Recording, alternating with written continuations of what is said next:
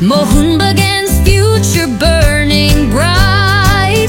Oh, it's the transfer tango dance all night. Signings, exits, drama in flight. From Kolkata to the world so wide, we ride the tide with passion and pride. Hello guys, welcome to the new episode of Arian Script. Arian Script এর এই এপিসোডে সবাইকে স্বাগত। সোজা কথা বলতে এই এপিসোডে আমরা মোহনবাগান ইস্ট বেঙ্গল নিয়ে বেশি কথা বলবো। আমি খুশি হতাম যদি মোহামেডানেরও একটা থাম্বনেলে একটা জায়গা আমি দিতে পারতাম, বাট দিতে পারলাম না, কারণ হতাশাজনক পারফরমেন্স অ্যাজ এক্সপেক্টেড। এর থেকে বেশি কিছু বলছি না। আমার মনে হয় ক্লাব কর্তাদের উচিত এইবার ব্যাপারগুলোকে সলভ করার, কারণ ক্লাব কর্তাদেরই ব্যাপারগুলো সলভ করতে হবে। অন্য কেউ এসে বাইরে থেকে এসে কিন্তু সলভ করে দিয়ে যাবে না। সমর্থকদের দিকে তাকিয়ে আমি জানি না কীভাবে মোহামেডান সমর্থকরা চুপচাপ হয়ে আছেন, কিন্তু মোহামেডানে কিন্তু সব জিনিসগুলো ঠিকঠাক নেই। খুব খারাপ অবস্থা মোহামেডানের ভিতরে। পরে এবার আইএসএল খেলবে কিনা ঠিক নেই। আইএসএলকে জবাব দেওয়ার কথা, সেটাও ঠিক মতো দেওয়া হয়েছে কিনা আমি ডোন্ট নো। কী চলছে মোহামেডানে আমি জানি না, তবে এটুকু বুঝতে পারছি, সবাই বুঝতে পারছেন যে যেটা চলছে সেটা ঠিক হচ্ছে না। খুব দ্রুত অবস্থার উন্নতি প্রয়োজন। ব্যাস এই 1 মিনিটের বেশি আমি খরচা করতে চাইলাম না মোহামেডানকে নিয়ে। যখন খরচা করার প্রয়োজন পড়বে তখন আসবো। ডাইরেক্ট ইস্ট বেঙ্গলে চলে আসছি।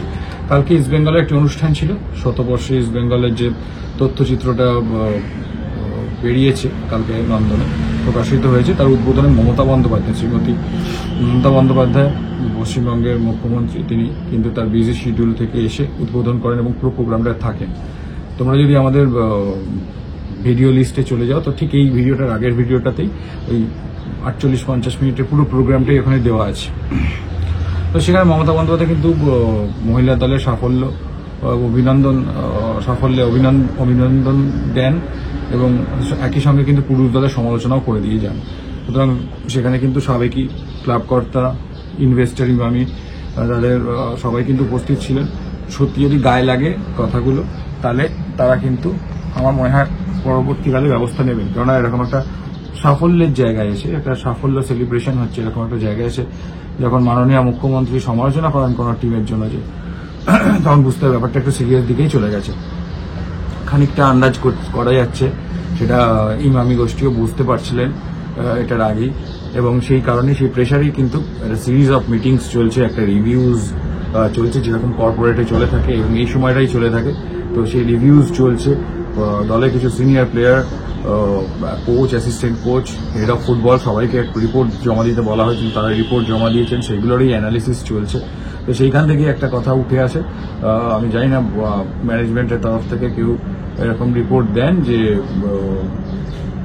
দলের কিছু প্লেয়ার তারা কিন্তু দলের ম্যানেজমেন্টের কথা সবসময় যে শুনে চলেন তা নয়।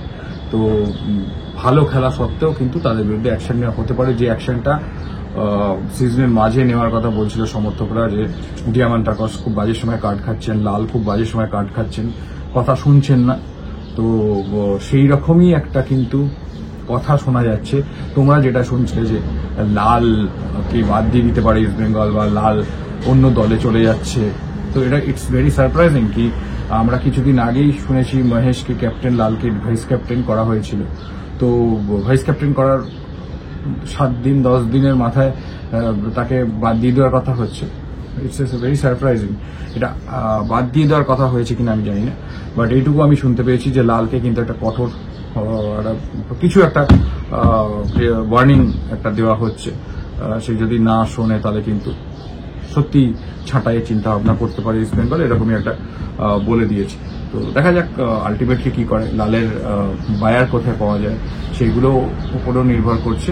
প্লাস ওই যেটা বললাম যে ডিসিপ্লিনারি অ্যাকশনটা মিড অফ দ্য সিজন নেওয়ার কথা হলে ভালো হতো, সেইটাই কিন্তু সেই ব্যাপারেই কিন্তু ক্লাব কর্তারা কথা বলছে, এগিয়ে চলছে। ডিয়ামান্টাকসের কথাটা জানি না, বা এটা দেখো ডিয়ামান্টাকসটা তো সমর্থকরা ভাবছেন যে ভুল সময় খেয়েছেন কার্ডটা। এই পুরো ব্যাপারটাই ঘটছে হচ্ছে যে রিপোর্টসগুলো আমি বলছিলাম যে জমা দিয়েছেন সিনিয়র কিছু footballer, management, coach, head of the football, তার উপর অ্যানালিসিস করে হচ্ছে। সুতরাং লালের ব্যাপারটা সেটাই, লাল যে এক্ষুনি বেরিয়ে যাচ্ছে এরকম কোনো খবর আমার নেই, তবে এটাই জানা হচ্ছে যে তাকে একটা খুব কঠোর একটা ওয়ার্নিং দেওয়া হবে এবং সেই ওয়ার্নিংটা কিন্তু এরকমই অনেকটা যে ডিসিপ্লিন যদি না রাখা হয় তাহলে সেই এক্সিটটা নিতে হতে পারে, অবাঞ্ছিত এক্সিট। তো সেই ব্যাপারেই একটা ব্যাপার রয়েছে। এরপরেই মোহনবাগানের খবরে চলে আসি। আমরা সকলেই জানি যে সিভিলের কানেকশন কালকে আর্জেন্টাইন ইটালি সিটিজেনশিপও আছে তার, সবচেয়ে এই কানেকশনটা আজকাল ব্রেক করে কালকে। তো এই জায়গাটা আমি একটা কথা বলতে চাই, দ্যাট ইজ জেনারেলি কি হয়, আমি দুটো ভিডিও আগেই মোহনবাগানের টম অলরেডের কথা বলতে গিয়ে বলেছিলাম যে টম অলরেডের এই বছরই শেষ চুক্তি, এই বছরে 31শে মে শেষ হয়ে যাবে। টম অলরেডের সঙ্গে কিন্তু একবার মোহনবাগান বসবে এবং সেই ডেটটা সুপার কাপের ফাইনালের আগেই, তো তারপরেই কিন্তু ঠিক হবে। তো একটু আমাকে দেখতে হবে, আমি বেশ কিছুদিন সার্কিটে চোখ রেখে আমি এইটুকু বুঝতে পেরেছি যে অনেক সময় হয় এই যে হট করে তুমি দেখতে পাচ্ছ যে নামগুলো চলে আসছে ডিফেন্ডারের প্রচুর, তো হট করে আকাশ থেকে কোথা থেকে আসছে। কেসটা হচ্ছে এরকমই, দেখো ডিফেন্ডার তো খুঁজছিল মোহনবাগানের সাথে, তোমরা জানো খুঁজেই থাকে সবসময় যে প্রবাবল এক্সিট যদি কেউ থাকে বা এটা খুঁজে রাখে।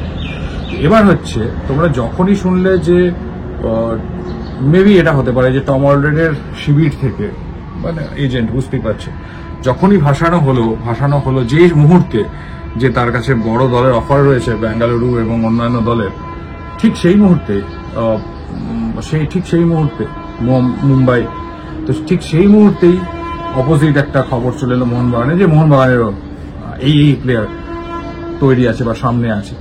তো এই জিনিসগুলো কিন্তু আমি তোমায় বলছি, তোমরা মানে বি অ্যাসিওর, জিনিসগুলো ঘটছে বা ঘটেছে, জিনিসগুলো ভুল সেটা বলছি না, কিন্তু এই জিনিসগুলো যে সার্ভিসে চলে আসছে যে টম অলরেডের কাছে বেঙ্গালুরুর অফার আছে বিশেষ করে, বা মোহনবাগানের র্যাডারে অনেকটা অ্যাডভান্স স্টক হয়ে গেছে তোমার সিভিলের সঙ্গে, এই জিনিসগুলো কিন্তু it's a part of transfer কি বলবো মার্কেট।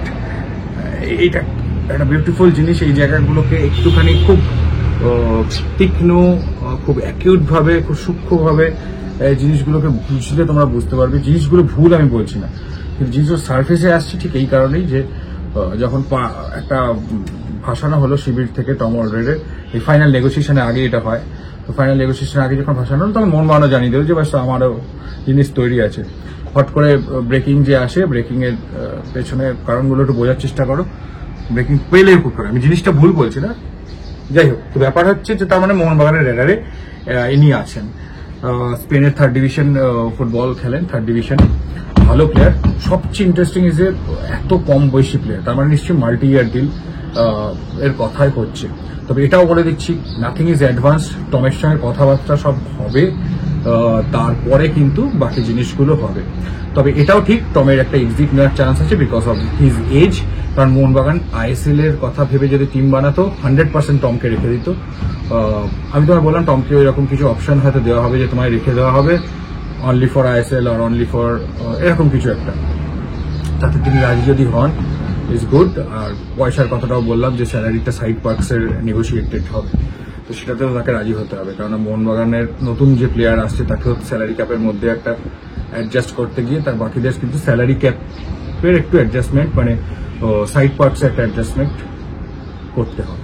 যাই হোক, আসল ব্যাপারটায় আসি, সেটা হচ্ছে যে নাথিং ইজ কনফার্মড, এটুকু তোমায় বলি। নামগুলো ভুল সেটা তো একদমই বলছি না, কারণ নামগুলো খুবই একটা কোর জায়গা থেকেই এসেছে তাদের কাছে যারা ব্রেকিং করেছেন,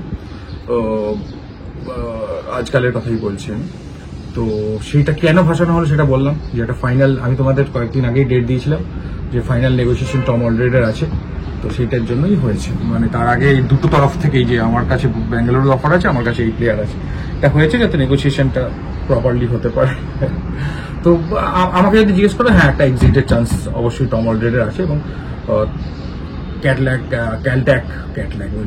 ক্যালট্যাকের কথা যে উঠেছে, হিজ স্টিল এ প্রবাবিলিটি আছে, হ্যাঁ ওর একদম উড়িয়ে দেওয়া যাবে না, ঠিক আছে। তো এইটা বা এই নামটা আর্জেন্টাইন প্লেয়ারটা সিভিলে, এছাড়াও তোমরা কালকে নিশ্চয়ই এমবিএফটির ব্রেকিং এ শুনেছো কার্টিস গুড, এই ধরনের নাম যেগুলো উঠে আসছে সেই নামগুলো কার্টিস গুডটা আমি কিন্তু থাম্বনেল বা এতে দিতে পারলাম না, কারণ আমি বিশ্বাস করো প্রচুর আমি 3 থেকে 4 ঘন্টা কালকে ট্রাই করেছি আমার সোর্স থেকে কনফার্ম করার জন্য। আমি ব্যর্থ হয়েছি, আমার অক্ষমতা যে কার্টিস গুড আমি কিন্তু কনফার্ম করতেই পারিনি। ঠিক যেভাবে 1-2 বছর আগেও কার্টিস গুডের লিঙ্ক আপটা কনফার্ম করতে পারিনি, বুড়িরামে যাবে বলেই দিয়েছিলাম তখন, সেটা এবারও কিন্তু আমি কিছুতেই কার্টিস গুডটা কনফার্ম করতে পারিনি। আমার সোর্সের ব্যর্থতা, আই উইল সু হিম, নো প্রবলেম, কিন্তু আমি কনফার্ম করতে পারিনি। But the things are true, যেহেতু এমবিএফটি ব্রেক করেছে, সো এই যে নামগুলো উঠে আসছে, কিন্তু আমি আমার ভিডিওতে সেইগুলোই বলতে পারবো যেগুলো আমার সোর্সেস বলছে। আদারওয়াইজ তো আমি উল্টাপাল্টা বলতে হবে আমাকে, মানে উল্টোপাল্টা বলতে হবে, মানে কোনো একটা দিক ধরে তো এগোতে হবে, আন্দাজ করে করে বলে দিলে তো আর হবে না। এবার সেই জিনিসটা ঠিক বা ভুল আগে বা পরে এইসব হতে পারে। আমার বক্তব্য, এই ভিডিওটার বক্তব্যটাই এই যে কেন উঠে আসছে নামগুলো, এই কারণেই টমের একটা প্রবলেম এক্সিটের জন্য। আরো একটা কথা বলে দিই, এখনো পর্যন্ত গ্রেগের যে বদলি, আমার কাছে এরকমই খবর আছে যে আগের ভিডিওর মতোই বলছি, আইদার স্প্যানিশ অর ব্রাজিলিয়ান কিন্তু করতে পারে। চলো ভিডিওটা এখানেই শেষ করছি।